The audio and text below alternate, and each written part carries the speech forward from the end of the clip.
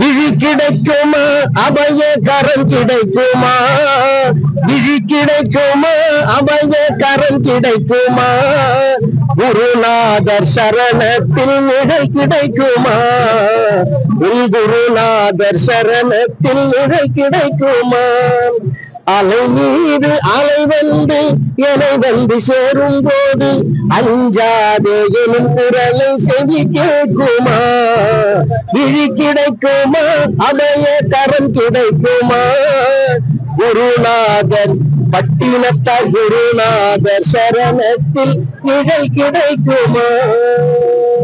அதாவது ஒரு மனிதன் எவ்வளவு உள்ளன்போடும் நம்ம உடலை எப்படி நேசிக்கணும், நம்ம உயிரை எப்படி நேசிக்கணும், நம்ம இதை விட்டுட்டு நம்ம எண்ணங்களை எதையெல்லாம் தேடி அலைகிறோம் அப்படிங்கிறதான் இங்க வந்த ஒண்ணு அது நமக்கு தெளிவுபடுத்துது.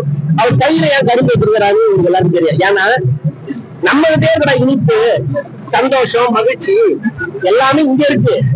இதை விட்டுட்டு நீ எங்க போற அப்படின்றதுதான் அவர் அந்த கரும்பு கையில வச்சிருக்கிறதுக்கு காரணமே. அதனால நம்மள முதல்ல நம்ம உணரணும், நம்மளை நேசிக்கணும். நம்மளுடைய உயிரை நம்ம எப்படி நேசிக்கிறோமோ அப்படிதான் நம்ம இறைவனை சென்றடைய முடியும். அதனால நிறைய சித்தர்களுடைய அவங்களுடைய மூல மந்திரங்களை நம்ம நிறைய படிக்கும் போது, மூல மந்திரங்கள் தெரிஞ்சுக்கும் போது, நிறைய மெடிடேஷன் பண்ணும் போது நம்ம இறைநிலைக்கு கொஞ்சம் கொஞ்சமா இதெல்லாம் அதான் பெரியவருடைய எத்தனையோ சித்தர்கள் 18 சித்தர்கள் இருக்காங்க. அவங்களெல்லாம் நம்ம படிக்கும் போது இதெல்லாம் நம்ம கத்துக்கலாம், கொஞ்சம் கொஞ்சமா தெரிஞ்சுக்கலாம். ஆலய வழிபாடும் சித்தர்களுடைய வழிபாடும் மனிதர்களை நம்மளை பண்பாக்கும், நம்மளை மகிழ்ச்சியாக இந்த வாழ்க்கையில சிறப்பாக இருக்கும்.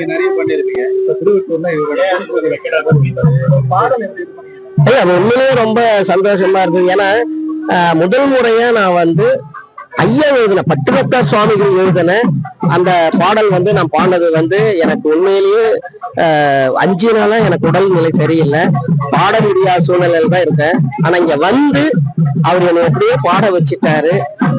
ஏன்னா நான் சுத்தமா தொண்டை பாட முடியாத அளவுக்கு தொண்டை கட்டிடுச்சு. தொடர்ந்து நிகழ்வு ஆடி மாச நிகழ்வு இருந்ததுனால நேற்று வரைக்குமே பேச முடியல. அது எல்லாருக்குமே இசைக்கலைஞர்களுக்கு தெரியும், கச்சேரி போன இடத்துல கூட. ஆனால் இன்னைக்கு இங்க நான் சும்மா உட்கார்ந்துட்டு அப்படியே வணங்கிட்டு போலாம் தான் நினைச்சேன். ஆனா என்னவோ தெரியல, அவர் பாடல் அப்படியே பாட ஆரம்பிச்ச உடனே அப்படியே கொஞ்சம் கொஞ்சமா நான் அப்படியே அந்த தொண்டை ஓப்பன் ஆயிட்டது, குரல் அப்படியே ஓப்பன் ஆயிட்டது. அதனால பட்டினத்தார் சுவாமிகளுடைய பாடலை இன்னைக்கு முதல் முறையா, அதுவும் அவருடைய ஆலயத்திலே பாடினது பெரிய கொடுப்பன, பெரிய மகிழ்ச்சி.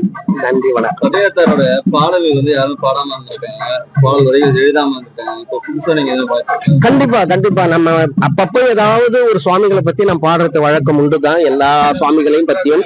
அது மாதிரி இப்ப நம்ம என்னன்னாக்க, நான் இங்க வந்த உடனே அதை நான் உணர்ந்தேன். நம்ம சுவாமிக்காக ஒரு பாடல் நம்ம ஒண்ணு பாடி வெளியிடணும்னு ஒரு இருந்துட்டு, கண்டிப்பா அடுத்த ஆல்பத்துல அடுத்த வீடியோல பட்டினத்தார் பத்தி தான் பாடல் வரும். அது கண்டிப்பா நடக்கும்.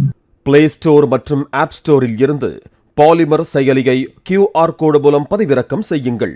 செய்திகளை உடனுக்குடன் பெறுங்கள்.